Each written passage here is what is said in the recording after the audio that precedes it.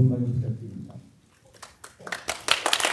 네, 안녕하세요. 경희대학교 병원 오미애입니다. 우선 이런 소중한 장소에, 소중한 행사에 저를 초대해 주셔서 너무 감사드리고, 오늘 저는 이제 아이들의 사회기술을 어떻게 하면 도와줄 수 있을지, 피어스라는 프로그램을 좀 소개시켜 드리고, 어떻게 일상에서 활용할 수 있게 도와줄 수 있을지에 대해서 간단하게 설명드리겠습니다.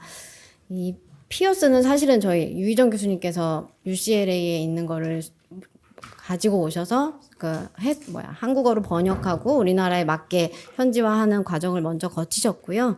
그다음 저는 이제 전임의 시절에 성인용 피어스가 또 있는데 그거를 이렇게 번역해서 우리나라 상황에 맞게 바꾸고 그다음에 RCT라는 과정을 통해서 에비던스를 확립하는 그 과정에 참여를 했었습니다. 그래서 그 이후로 이제 피어스 할 때 저를 많이 찾아주시는 것 같은데요. 그래서 오늘 제가 말씀드릴 부분은 이런 내용이고요.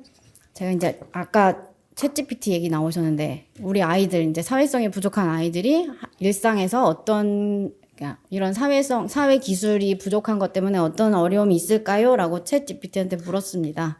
그랬더니 이런 그림을 그려달라고 했고요.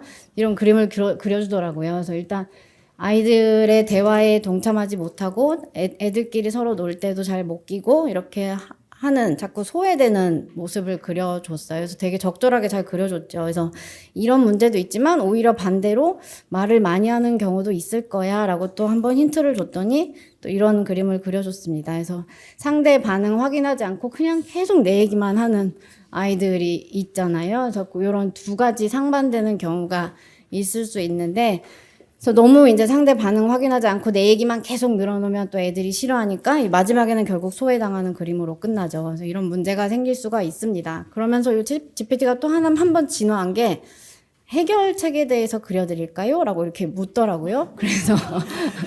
그래서 그려봐라고 하니까 나아지려면 어떻게 하는지 알려드릴까요? 해서 그리랬더니 이렇게 그리더라고요. 그래서 이게 해석을 좀 해줘라고 했더니 해석을 해준 거는 일단 첫 번째 그림은 내가 하고 싶은 말을 역시나 열심히 하는 거래요. 열심히 하는데 그 다음 옆에 오른쪽으로 넘어갔을 때 그래도 상대의 이야기를 듣는다. 좀 나아졌죠? 라고 이렇게 이야기를 하더라고요. 그리고 세 번째로 넘어가서는 경청해서 귀를 열고 경청해서 듣는 그림이라고 합니다. 그래서 경청해서 들으니까 이제 친구가 돼서 같이 밥도 먹고 이런 게 하면서 나아지는 과정이라고 되어 있는데요. 전 이거 보면서 되게 잘 그렸다 싶기도 하고 아직 우리의 미래는 밝다 싶은 게 요 아이가 안경을 썼다 안 썼다 막 하고 마지막에는 안경 다리만 있죠. 그래서 아직 사람이 해야 될 일은 더 아직 많구나. 우리는 아직 밝구나 하는 걸 느꼈습니다. 그래서 요 나아지는 요 과정을 돕는 게 사회기술 훈련입니다. 그래서 저희 이제 소셜 스킬 트레이닝 SST라고 많이 하는데요. 요 SST에서 저희가 주로 가르치는 거는 어떻게 대화를 시작하고 대화를 시작했으면 유지하는 것도 중요하거든요. 어떻게 유지하는지를 가르치고 말만 중요한 게 아니고 이런 제스처나 표정이나 이런 거 다 중요하니까 비언어적인 의사소통을 어떻게 하는지 그 다음에 내가 나의 감정을 표현하고 내가 화났을 때 어떻게 조절하고 그 다음에 그 상황에서 어떻게 이걸 조금 더 세련되게 해결할 수 있는지를 알려주고 갈등 해결, 갈등 협상 요거까지를 알려주는 게 사회기술 훈련입니다. 그래서 효과적인 사회기술 그룹으로 이루어진 사회기술 훈련은요. 소규모 그룹이 효과적이라고 하고 그 인원은 7명에서 10명 정도라고 되어 있고요.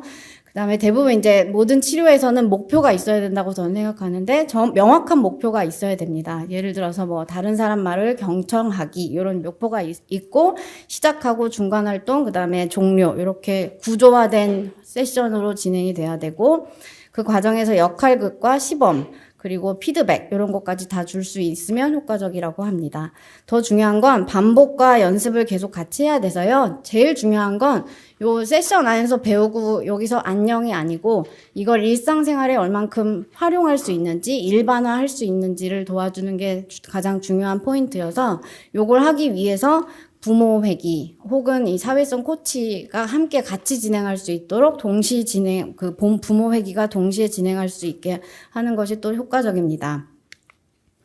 그래서 요 모든 걸 다 가지고 있는 게 피어스라는 프로그램이고요. 그래서 UCLA에서 개발된 프로그램이고 지금까지 에비던스가 되게 많은 프로그램 중에 하나거든요. 요걸 했을 때 효과가 되게 있었다라고 우리 미국뿐만 아니라 우리나라 그다음에 뭐 중국 등등 나라에서 이미 에비던스를 확립한 치료 방법이고 사회 기술 관련 지식이 일단 향상을 하고요. 일단 아이들이 잘 몰라요. 내가 이 상황에서 어떻게 해야 될지, 무슨 말을 해야 될지, 어떻게 반응을 해야 할지 잘 모르는 아이들이 태반이어서 지식을 일단 이끌어주고 올려주고 그 지식을 통해서 의사소통과 사회적인 인지, 사회적인 행동 이런 걸 다 호전시키게 해주는 프로그램입니다. 그래서 이게 미국 UCL에 지금 그 홈페이지 들어가 봤더니요. 프로그램이 이렇게 다양하더라고요. 그래서 저희는 이제 소아 청소년을 위한 프로그램이랑 성인을 위한 프로그램 두 가지가 있는데 프리스쿨러라고 해서 이제 유치원 아이들 대상, 만 4세에서 6세 대상 아이들 프로그램, 엄마들을 위한 프로그램, 그다음에 그 청소년, 성인, 그다음에 이런 데이팅 클래스도 있고 뭐 부트캠프 이런 프로그램이 다양하게 있었습니다. 이게 우리나라 프로그램이고요. 왼쪽이 청소년을 위한 사회기술 훈련이고 오른쪽이 성인을 위한 사회기술 훈련이고 그냥 가장 큰 차이는 성인에는 데이트를 어떻게 하면 할 수 있을까? 데이트를 적절하게 하는 방법에 대해서 4세션이 추가되어 있어서 성인은 16주, 그 다음에 청소년은 12주로 이루어져 있습니다. 그래서 피어스의 주요 특징은 아까 말씀드린 대로 명확한 주제가 매 주마다 주제가 딱딱 정해져 있어서요. 그 주제에 맞춰서 어떻게 생활해야 되는지 어떻게 적용해야 되는지를 가르쳐 주고요. 그 다음에 저희 치료 뒤에도 말씀드리겠지만 치료 과정에 그 보조 치료자들이 어떻게 해야 되는지 한 번씩 모델링을 해주고 역할극을 직접 해서 보여줍니다. 그래서 적절한 그 의사소통 상황이 어떤 건지 부적절한 게 어떤 건지 이런 걸 나눠서 보여주면서 왜 잘못됐는지 왜 잘 됐는지 이런 걸 보여주는 걸 하고요. 그 다음에 과제가 항상 있어서 일상생활에서 적용하는 걸 연습할 수 있도록 도와주고 그다음에 즉각적으로 피드백도 제공해주고 긍정적인 행동을 강화할 수 있도록 도와주고 있습니다. 가장 큰 특징은 보호자가 참여한다는 거고요. 요 보호자가 참여할 수 없는 경우에는 아이들의 무슨 멘토 선생님이 하셔도 되고 아니면 친구가 혹시 도와준다 그러면 친구가 도와줄 수도 있는 거고 교사, 후견인 뭐 이런 것들이 다 같이 할 수 있고요.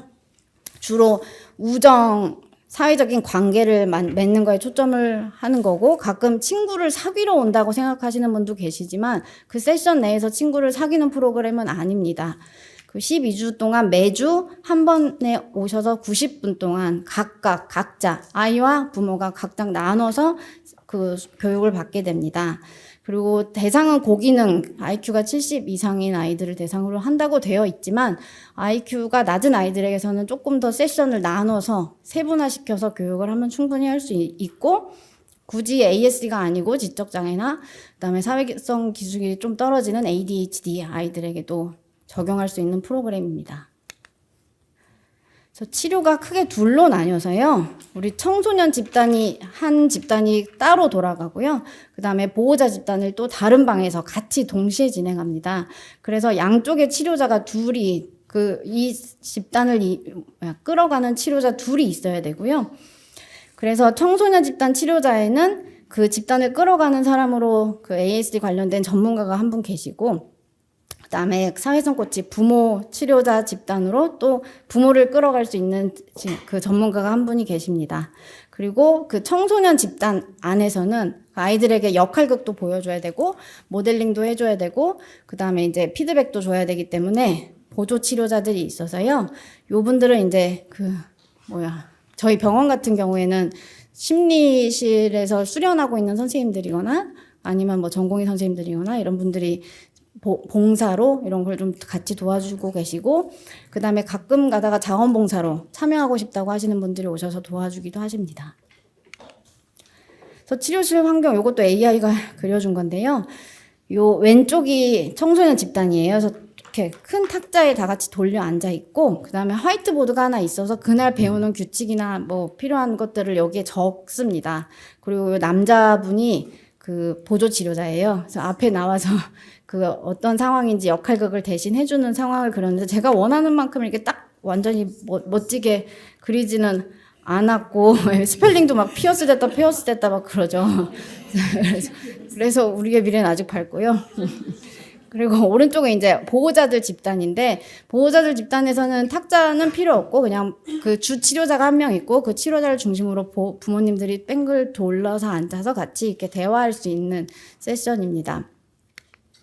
그래서 교육 방법은 구체적으로 규칙을 알려줘요. 이런 상황에서 어떻게 행동해야 돼라는 규칙이 또 여러 개가 있고요. 그 다음에 단계가 필요한 경우에는 단계를 하나씩 보여줍니다. 그래서 뒤에서 잠깐 몇 개만 보여드릴 건데요. 그리고 역할극이랑 행동 연습을 직접 하고요. 일단은 보조 치료자들이 보여줘요. 적절한 상황을 보여주거나 부적절한 상황을 한 번씩 보여주고 직접 둘씩 짝을 짓거나 셋씩 짝을 지어서 아이들이 어떻게 실제로 행동해야 되는지 어떻게 말해야 되는지를 연습할 수 있게 해줍니다. 요 과정에서 소크라테스식 질문법을 사용해서요. 이렇게 하면 무슨 문제가 생길까요? 이렇게 하면 이게 왜 중요할까요? 이렇게 스스로 생각해 볼 수 있게 이런 질문들을 던져서 대답할 수 있게 해주고, 이런 질문에 대한 대답을 적절하게 잘 해주면 나중에 이제 점수가 제일 높은 사람한테 상도 주고 이런 걸 하게 됩니다. 그리고 또 중요한 것 중에 하나가 우리끼리 단어라는 게 있거든요. 버즈워드라고 하는데, 여기 말한 것처럼 뭐 정보교환, 머릿말, 꼬릿말, 공통의 관심사 뭐 이렇게 해서 우리만 알아듣는 이런 단어를 자꾸 사용하게 해줘요. 규칙 중에가 이런 게 포함이 되어 있거든요. 그래서 머릿말 없이 갑자기 막 내 이야기를 시작하려고 하는 아이한테 머릿말 빠졌어 이렇게 얘기하면 아이가 나 이거 앞에 시작하는 말을 안 했구나 이렇게 알아들을 수 있게 하는 우리끼리 단어를 사용합니다. 그리고 과제를 직접 줘서요. 얼만큼 해갖고 왔는지, 그리고 과제를 안 해올 수 없는 게요. 세션이 시작할 때 앞부분에 한 3분의 1 정도는 과제에 대해서 발표하는 시간이 있거든요. 그러니까 안 해오면 할 말이 없어서 부모님도 할 말이 없거든요. 그래서 부모님이 은근히 압박도 주시고 스스로도 또 하려고 노력을 하게 만듭니다. 그래서 회기 구성은 앞에 말씀드린 대로 과제 점검이 앞에 한 20-30분 동안 진행이 돼서 지난 회기에 배운 걸 얼만큼 일상생활에서 사용했는지 과제도 되게 구체적으로 하나씩 내주는 편이고요. 그 다음에 제일 긴 바디는 교육을 많이 하면서 교육 중간중간에 역할극, 모델링 다 보여주고 행동 연습까지 하고 얼만큼 잘했는지 뭘 더 해야 되는지 이런 걸 피드백을 바로 줍니다. 그리고 마지막에 한 10분, 20분은 그냥 그룹 집단 내에서 서로 퀴즈도 하고 뭐 정보 교환도 하면서 의사소통하는 방법을 좀 배우는 연습을 가지고 마지막에 부모님을 다시 만나서 10분 동안 정리합니다. 요 하는 이유는 엄마가 시키면 엄마가 뭘 한다고 시켜라고 하지 않게 엄마도 너랑 똑같은 거 배웠다 라고 해서 시킬 수 있게 도와주는 거고, 숙제도 여기서 다시 한번 리마인드를 시켜서 그 다음 시간까지 숙제를 잘 해올 수 있도록 도와주는 과정입니다. 부모 과제도 부모님 구성도 비슷하고요. 여기는 이제 부모님들은 과제 점검을 조금 더 오래 해요. 그래서 한 50분 정도, 그러니까 반 정도는 과제 점검을 하면서 어떤 부분이 어려웠는지 서로 이야기도 나누기도 하고, 그다음에 어떤 게 수월했는지 이렇게 했더니 조금 편했다라고 서로에게도 이야기해주는 시간을 하고요. 그다음에 그날 배워야 되는 규칙에 대해서 배우고 과제 나누고 그다음에 다시 자녀들한테 돌아가서 마지막 정리하고 그 회기는 끝나게 됩니다. 그래서 교육 내용 매주 배우는 내용이 이렇게 되는데요.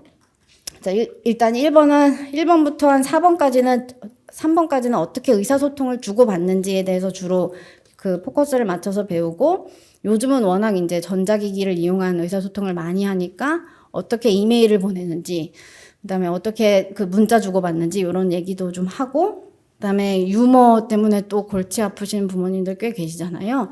시도 때도 없이 계속 유머 날리는 애들이 있거든요.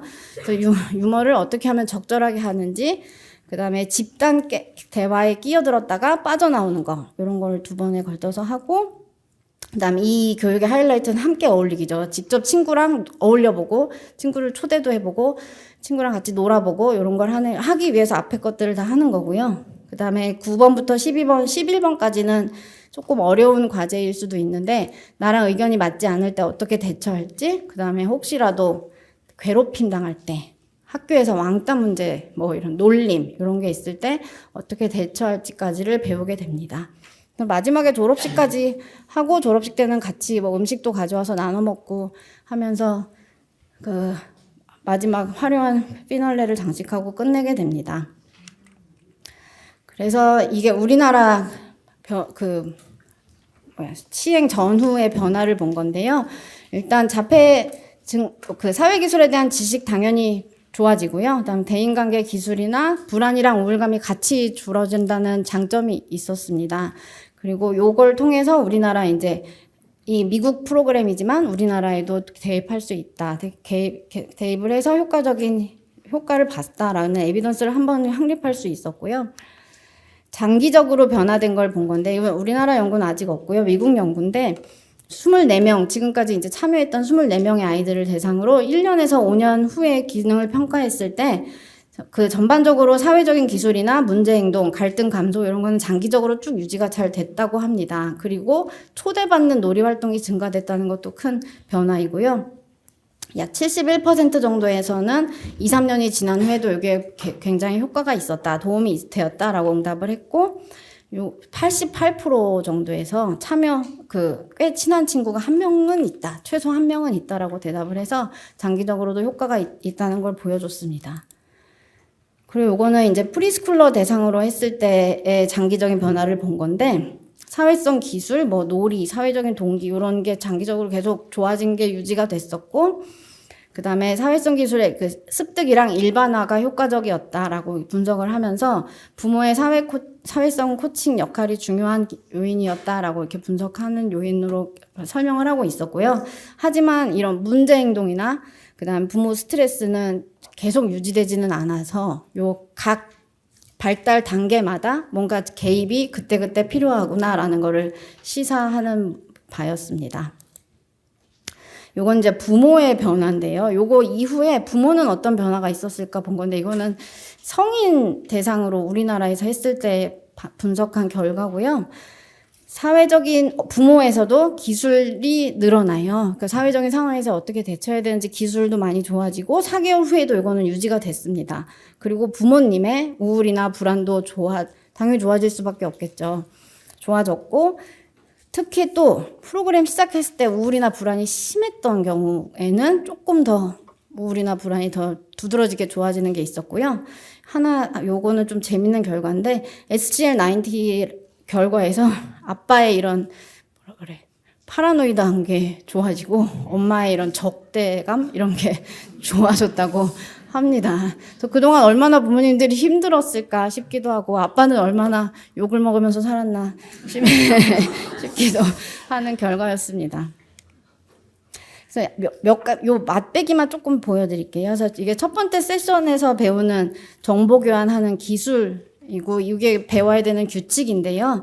여기 이렇게 이탈릭체 되어 있는 게 아까 말씀드린 우리끼리 단어예요. 그래서 공통의 관심사 이렇게 하면 친구랑 나랑 공통적으로 좋아하는 거 찾는 거, 요거부터 이제 대화는 시작한다고 저희는 가르치거든요. 그래서 공통한 관심사를 찾고, 규칙들은 그 다른 사람한테 그 사람 자신에 대해서 묻는 거, 그 다음에 스스로에 대해서 너 이름이 뭐야 이게 아니고 내 이름은 뭐야, 너 이름은 뭐야 이렇게 물을 수 있게 도와주고, 공통한 관심사 찾고 너무 개인적인 질문하지 않기. 이게 첫 번째 세션에서 배우는 이야기입니다. 근데 이제 항상 반응을 확인하지 않고 말하는 아이들이 많기 때문에 상대의 반응 확인하는 것도 같이 가르치게 됩니다. 그래서 이제 요거를 배운 아이들은 외래에 오면 항상 학기 초가 아이들이 힘들잖아요.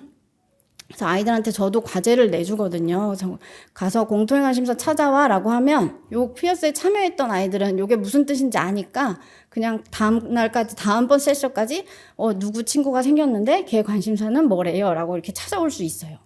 그래서 엄마나 아니면 치료 선생님들도 요걸 가르쳐 주시면 학기 초에 힘들어하는 아이들한테 우리 가서 공통의 관심사 찾자 이렇게 지도해 주시면 훨씬 더 수월할 것 같고요.